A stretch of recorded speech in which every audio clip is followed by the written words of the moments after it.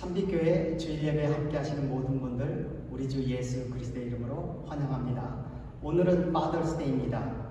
아버지들을 기념하는 날입니다. 아버지로 살아간다는 것은 참 쉬운 일이 아닌 것 같습니다. 아버지로 수고하시는 모든 분들께 하나님 아버지께서 주시는 위로와 평강이 있기를 기도합니다. 또한 자녀들이 잘 되는 축복이 있기를 예수님의 이름으로 축원합니다. 오늘 말씀은 스가랴 14장 20절 21절입니다. 그날에는 말 방울에까지 여호와께 성결이라 기록될 것이라. 여호와의 전에 있는 모든 소치 제단 앞 주발과 다름이 없을 것이니 예루살렘과 유다의 모든 소치 만군의 여호와의 선물이 될 것인즉 제사 드리는 자가 와서 이 솥을 가져다가 그것으로 고기를 삶으리라. 그날에는 만군의 여호와의 전에 가나안 사람이 다시 있지 아니하리라. 아멘. 하나님 아버지 감사합니다. 저희에게 이 시간도 말씀을 주실 때 주의 성령을 통해 깨닫게 하시고 저희를 진리 가운데로 생명의 길로 나아갈 수 있도록 도와주시옵소서. 예수님의 이름으로 기도드렸습니다. 아멘. 스가랴서는 크게 두 부분으로 구성되어 있습니다. 1장에서 8장까지 환상편과 9장에서 14장까지 예언편으로 되어 있습니다. 지난주에 전반부 환상편을 살펴보았고 오늘은 후반부 예언편을 살펴보겠습니다. 예언편으로 넘어가기 전에 환상편에서 8가지 환상이 어떻게 연결되어 있는지 살펴보겠습니다. 1장에서 8장까지 환상편은 크게 3가지로 구성되어 있습니다. 1장 1절로 6절 시작하는 부분, 1장 7절로 6장까지 8가지 환상들, 7장 8장 금식에 대한 대답으로 구성되어 있습니다. 스가랴 선지자는 이 책의 시작을 여호와께로 돌아오라는 말씀으로 시작합니다. 그 이유는 돌아오지 않으면 조상들의 전철을 밟기 때문입니다. 이것은 경고이자 회개의 촉구입니다. 동시에 16년 동안 중단되었던 성전 건축을 재개하라는 암시입니다. 그러면 성전을 건축해야 하는 이유는 무엇입니까? 그 대답을 1장 16절 17절에서 합니다. 그러므로 나 여호와가 말한다. 내가 자비를 베풀려고 예루살렘에 돌아왔으니 여기에 내 집이 세워질 것이며 예루살렘이 재건될 것이다. 너는 전능하신 여호와께서 이렇게 말씀하셨다고 다시 선포하라. 나의 성들이 다시 번영할 것이다. 나 여호와가 다시 시온을 위로하고 축복하며 그 가운데 살겠다. 현대인의 성경입니다. 참고로 이해를 돕기 위해 개정개혁과 현대인의 성경을 함께 인용하고 있습니다. 이 말씀에 의하면 하나님의 집이 세워진 후에야 예루살렘이 재건되고 세계에서 이스라엘이 중심이 되는 하나님의 나라가 세워집니다. 그러면 성전 건축과 하나님의 나라는 어떤 관계가 있습니까? 하나님의 나라는 하나님이 임하셔서 직접 세우시고 직접 다스리시는 신정 국가입니다. 그런데 하나님이 어디로 임하십니까? 바로 성전입니다. 따라서 성전이 있어야 하나님이 이 땅에 임하시고 이 땅에 임하셔야 세계를 다스리시는 하나님의 나라가 세워지기 때문입니다. 이것은 복음이 땅끝까지 증거된 후에 종말이 오고 주님이 재림하신다는 말씀과 일맥상통합니다. 고린도전서 3장 16절에서 건물이 성전이 아니라 성도들이 모임과 고린도전서 6장 19절에서 예수 그리스도를 영접한 마음이 교회이므로 세상의 복음이 다 전해져야 하나님의 성령전이 완성되는 것과 같다라는 의미입니다. 그렇기에 이스라엘을 향한 약속이 이루어지기 위해서는 성전 건축이 필수적입니다. 환상편의 두 번째 부분인 8가지 환상들은 1장 7절로 6장까지 연속으로 펼쳐집니다. 그 8개의 환상들은 첫 번째 말탄자들의 환상, 두 번째 넷불과 네 대장장의 환상, 세 번째 측량줄을 잡은 사람의 환상, 네 번째 천사 앞에 선 대제사장 여호수아의 환상, 다섯 번째 순금 등잔대와 두 감람나무의 환상, 여섯 번째 날아가는 두루마리의 환상, 일곱 번째 에바 속 여인의 환상, 마지막으로 내병거의 환상입니다. 이 환상들은 지난주에 대략적으로 나누었기에 자세한 것은 다시 설명하지 않겠습니다. 이 8가지 환상들은 3가지 측면에서 논리적으로 또 통일적으로 연결되어 있습니다. 첫 번째는 서로 짝으로 연결되어 있고, 두 번째는 그 범위와 그 초점에서 연결되어 있고, 마지막으로는 세계 비전의 관점에서 연결되어 있습니다. 이것들을 함께 살펴보기를 원합니다. 첫 번째로 이 8가지 환상들은 서로 짝으로 연결되어 있습니다. 첫 번째 환상과 8번째 환상이 서로 짝이고, 두 번째 환상과 7번째 환상, 세 번째 환상과 6번째 환상, 네 번째 환상과 5번째 환상이 서로 짝을 이루고 있습니다. 첫 번째 환상, 말탄자들의 환상에서 하나님은 천사들을 통해 세계를 감찰합니다. 첫 번째 환상의 짝인 8번째 환상, 내병거의 환상도 하나님께서 세계를 감찰하시며 더 나아가 세계의 악과 싸우시고 심판하시고 하나님의 나라를 세우시는 것을 보여줍니다. 첫 번째 환상과 8번째 환상은 어떻게 관계되어 있습니까? 첫 번째 환상은 그 하나님께서 감찰하시는 것을 보여주며, 8번째 환상은 그 감찰하시는 목적을 보여줍니다. 두 번째 환상에서 넷불과 네 대장장의 환상은 하나님께서 이스라엘을 강대국의 포로가 되게 하셨으며, 또한 포로로 만든 강대국들을 다루시며 역사에 개입하시는 하나님, 역사를 주관하시는 하나님을 보여줍니다. 두 번째 환상의 짝인 7번째 환상, 에바 속 여인의 환상은 하나님께서 왜 하나님의 백성 이스라엘을 강대국의 포로가 되게 하셨는지 그 이유를 설명합니다. 그 이유는 이스라엘의 죄 때문입니다. 하나님은 그분의 백성이 정결하며 거룩해지기를 원하시기 때문입니다. 세 번째 환상은 측량줄을 잡은 사람의 환상입니다. 이 환상은 여호와의 영광에 의해 재건되고 보호될 예루살렘의 회복에 관한 이상입니다. 두 번째 환상과 7번째 환상은 그 당시 이스라엘과 이스라엘을 포로로 지배하고 있던 강대국을 그 대상으로 하고 있습니다.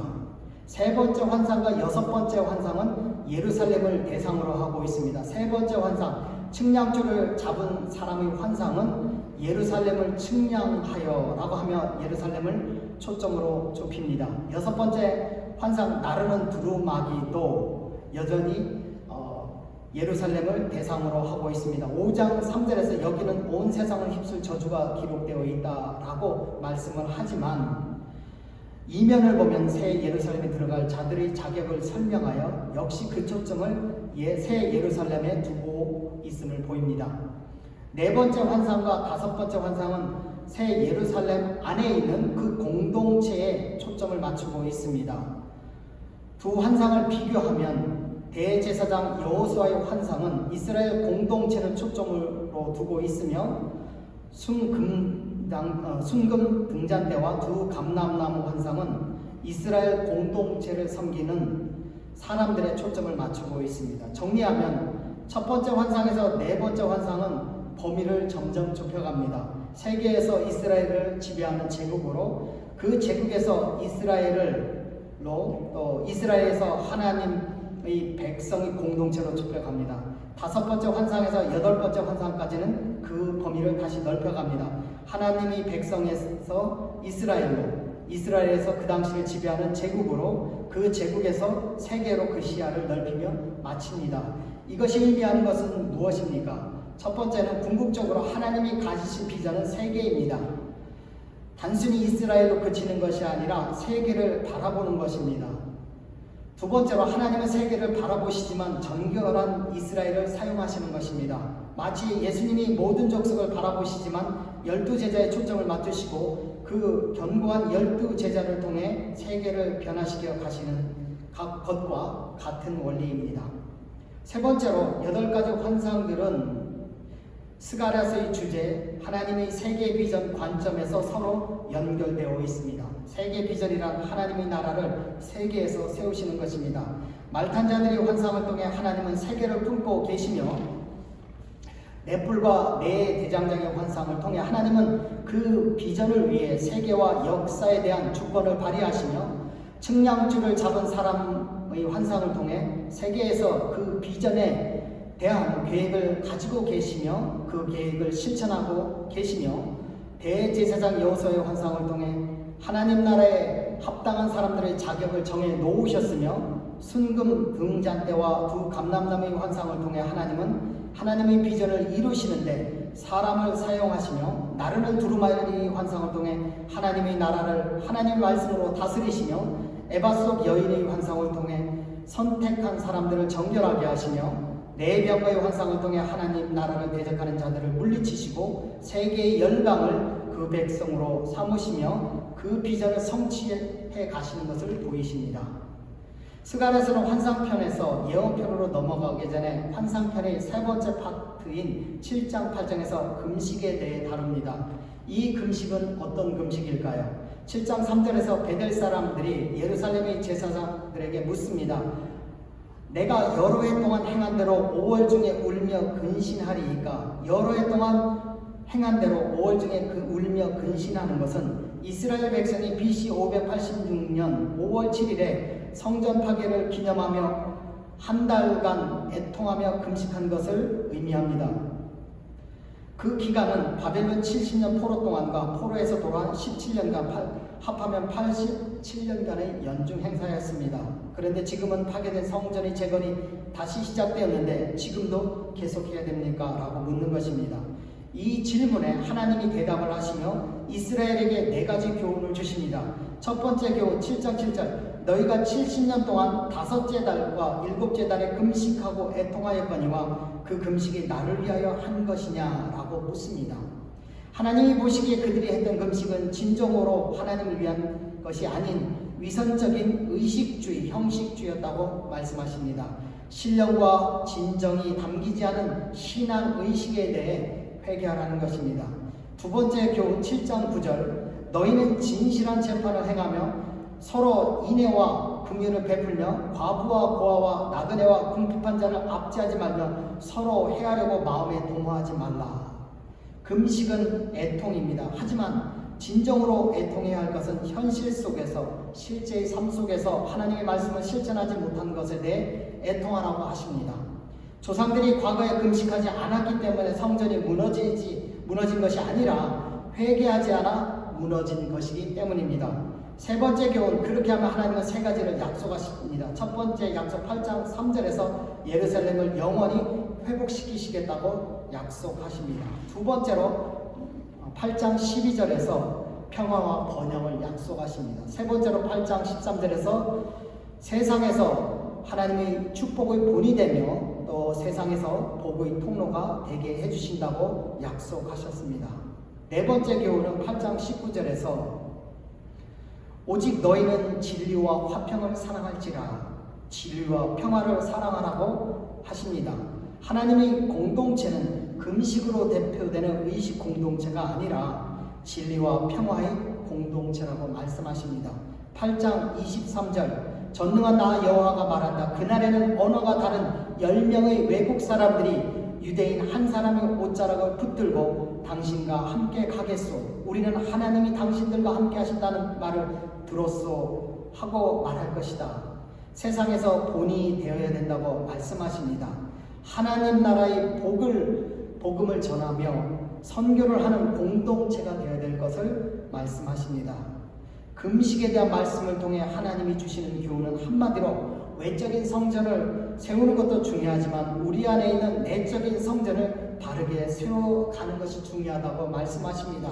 그 성전은 실생활에서 하나님 말씀을 순종을 하며 세워가는 것입니다.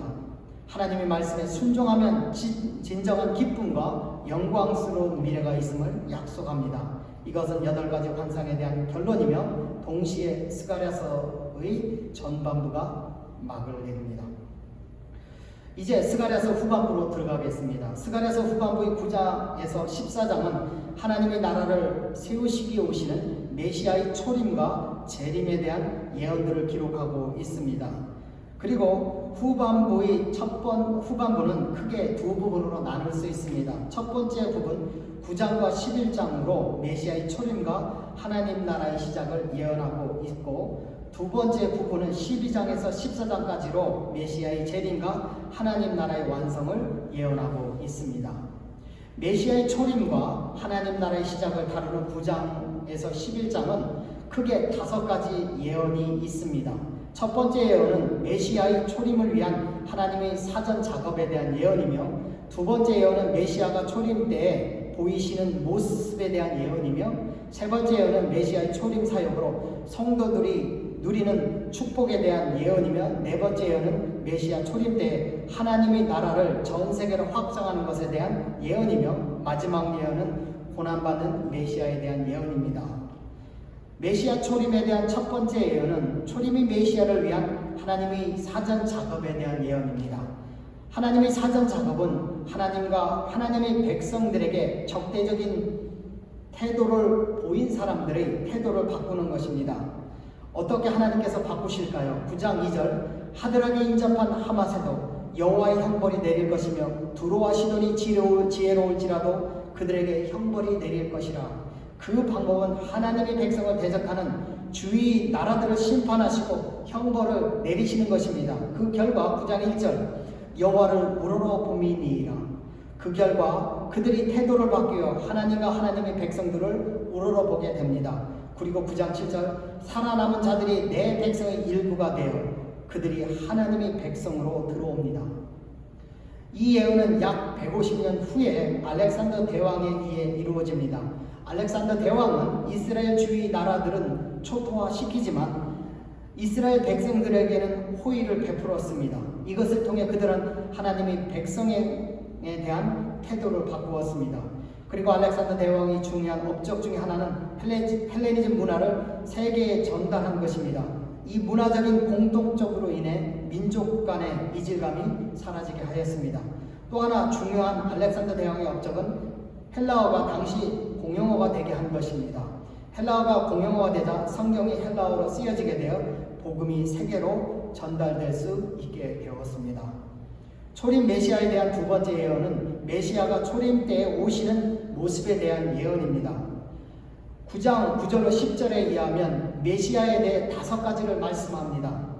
내 왕이 내게 임하시나니 그분은 왕의 신분으로 오시며 그분이 다스리는 지역은 바다에서 바다까지 이르고 유브라데 강에서 땅끝까지 이르리라. 세계라고 말씀합니다. 그는 공의로우시며 그분은 공의 시행자로 오시며 구원을 베푸시며 그분은 구원자로 오시며 겸손하여 나귀를 타시나니 낙이 작은 것 곧 낙이 새끼니라. 낙이 타고 오시는 그분은 겸손히 오셔서 섬김을 받는 자로 오시는 것이 아니라 도리어 섬기는 자로 오셨으며, 마지막으로 내가 에브라임의 병거와 예루살렘의 말을 끊겠고 전쟁하는 활도 끊으리니 그가 이방 사람에게 화평을 전할 것이요 평화의 구현자로 오십니다. 이 예언도 500년 뒤에 예수 그리스도를 통해 다 실현되었습니다. 초림 메시아에 대한 세 번째 예언은 메시아 초림 사역으로 성도들이 누리는 축복에 대한 예언입니다. 9장 11절, 12절, 16절, 17절, 내가 내 갇힌 자들을 물 없는 구덩이에서 놓았나니 내가 오늘도 이르노라. 내가 내게 갑절이나 갚을 것이라. 16절, 이날에 그들의 하나님 여호와께서 그들을 자기 백성의 양떼같이 구원하시리니 그들이 왕관의 보석같이 여호와의 땅에 빛나리로다. 그의 형통함과 그의 아름다움이 어찌 그리 큰지 곡식은 청년을 새 포도주는 처녀를 강건하게 하리라. 이 예언에서 하나님의 백성들이 메시아로 인해 누릴 축복은 포로된 자들이 자유를 얻고 구원을 받으며 그들의 삶은 면류관의 보석처럼 빛나고 풍성할 것이라고 말씀합니다. 이것은 예수님의 사역 때부터 지금까지 실현되고 있습니다. 네 번째 예언은 메시아의 초림 때에 세계에서 하나님의 나라를 전 세계로 확장하는 것입니다. 10장 7절, 이스라엘 백성은 용사와 같을 것이며 먼저 메시아는 이스라엘 백성을 용사와 같이 양육하여 10장 9절, 내가 그들을 여러 백성들 가운데 흩으려니와 그들이 먼 곳에서 나를 기억하고 그들이 살아서 그들의 자녀들과 함께 돌아올지라. 양육받은 이스라엘 백성들은 이방 민족들에게 나아가 복음을 전하고 구원하여 함께 하나님께로 돌아와 메시아 왕국을 이룰 것을 보이십니다. 이 예언도 예수님이 제자 사역과 지상 사명으로 세계에서 지금도 성취되고 있습니다. 초림 메시아에 대한 마지막 예언은 메시아가 고난 받을 것에 대한 예언입니다. 11장 12절 13절, 내가 그들에게 이르노니 너희가 좋게 여기거든 내 품삯을 내게 주고 그렇지 아니하거든 그만두라. 그들이 곧 은 30개를 달아서 내 품삯을 삼은지라. 여호와께서 내게 이르시되 그들이 나를 헤아린 바 그 삭슬 토기장에게 던지라 하시기로 내가 곧 그 은 30개를 여호와의 전에서 토기장에게 던지고 메시아는 선한 목자로 오시지만 이스라엘 백성들은 은 30에 팔아 넘길 것을 예언하고 있습니다. 13장 7절 만군의 여호와가 말하노라 칼아 끼어서 내 목자 내 짝된 자를 치라 목자를 치면 양이 흩어지려니와 메시아가 초림 때에 죽음을 당할 것을 예언하고 있습니다.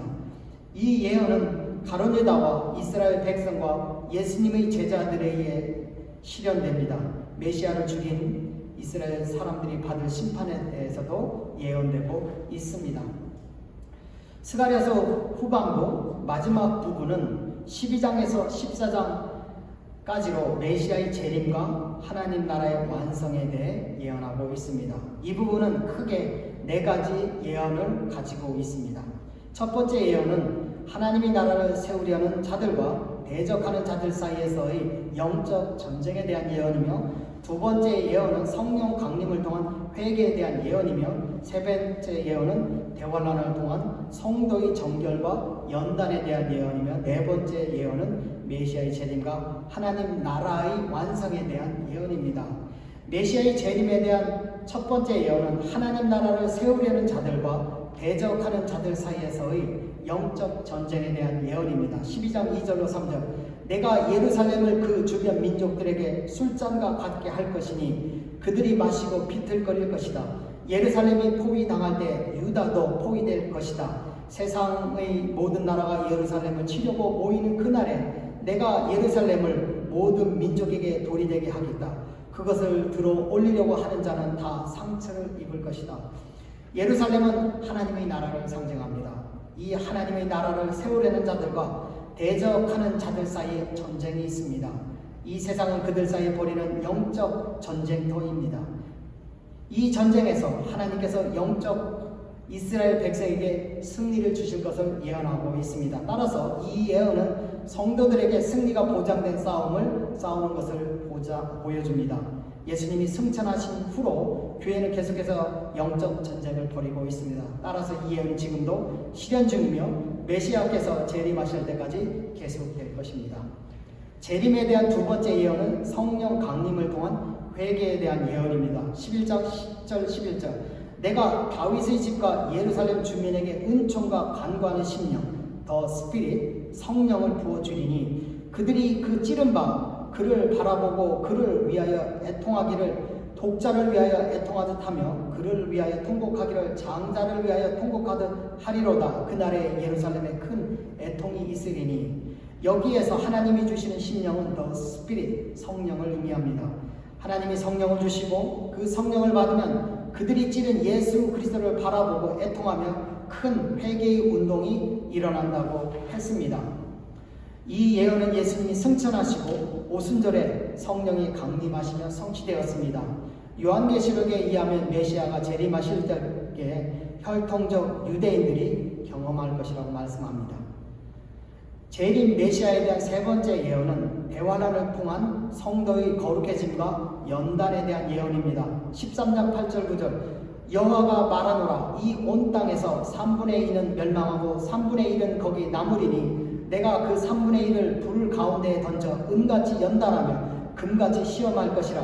그들이 내 이름을 부르리니 내가 들을 것이며 나는 말하기를 이는 내 백성이라 할 것이요 그들은 말하기를 여호와는 내 하나님이시라 하리라. 온 땅에서 3분의 2는 멸망하고 3분의 1은 거기 남으리니 이 예언은 요한계시록에서도 반복되는 예언으로 대환란에서 일어날 예언입니다.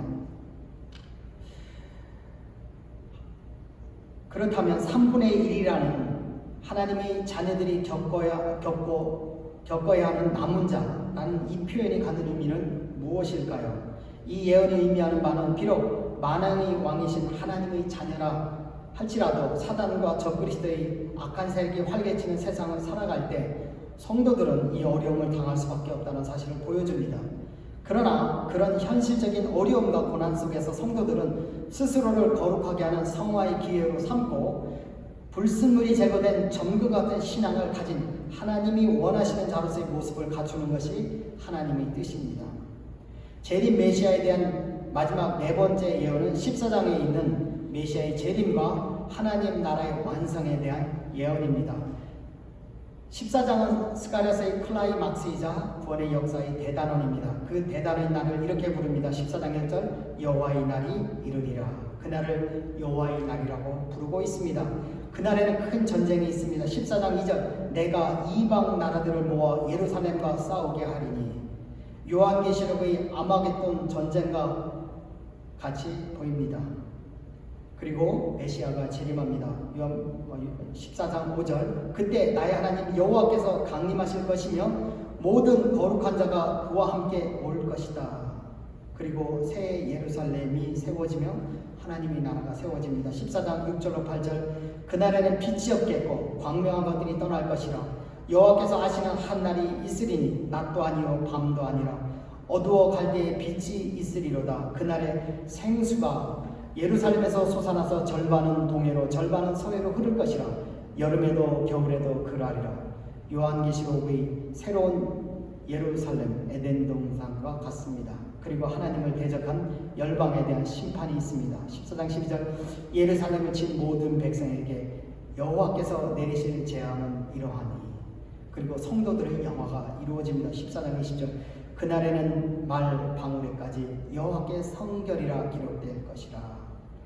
지금까지 스가랴서의 대략을 보았습니다. 스가랴서의 결론은 어려운 현실 속에서 낙심하고 실망한 우리는 어디서 힘을 얻을 수 있고 사랑할 용기를 내며 희망을 가질 수 있습니까? 대답은 하나님께 있습니다. 하나님의 비전을 품는 것에 있습니다. 하나님의 비전은 세계이며 그 세계에서 거룩한 하나님의 나라를 세우는 것입니다. 하나님은 그 비전을 위해 측량줄을 놓으셨으며 하나님이 성령을 사람들에게 부어주시고 그 성령을 통해 능력을 주시고 그 사람들을 통해 이루어 가십니다. 그리고 그 비전은 예수 그리스도께서 다시 오실 때 완성될 것입니다. 이 비전을 품고 자신 안에 있는 성전을 거룩하게 하며 하나님 나라의 복음을 전하며 그리스도의 전을 세워가는 사람들에게는 하나님께서 주시는 면류관을 씌워주시며 영광스러운 미래를 주실 것입니다. 기도하겠습니다. 하나님 아버지 감사합니다. 스가랴서를 통해서 아버지 하나님께서 펼치신 역사를 보여주셨고 우리로 하여금 무엇을 해야 될지를 보여주십니다. 현실적인 어려움 속에서도 저희가 낭망하지 않고 하나님을 붙잡고 신뢰하며 하나님의 비전을 따라 살 수 있도록 도와주시옵소서. 지금은 우리 주 예수 그리스도의 은혜와 하나님의 무궁하신 사랑하심과 성령님의 감화 교통하심이 하나님을 신뢰하며 하나님을 바라보며 하나님의 비전을 따라 살기를 원하는 이 자리에 모인 각 사람 머리 위에 지금부터 영원토록 함께 하시기를 예수님의 이름으로 간절히 축원하옵나이다.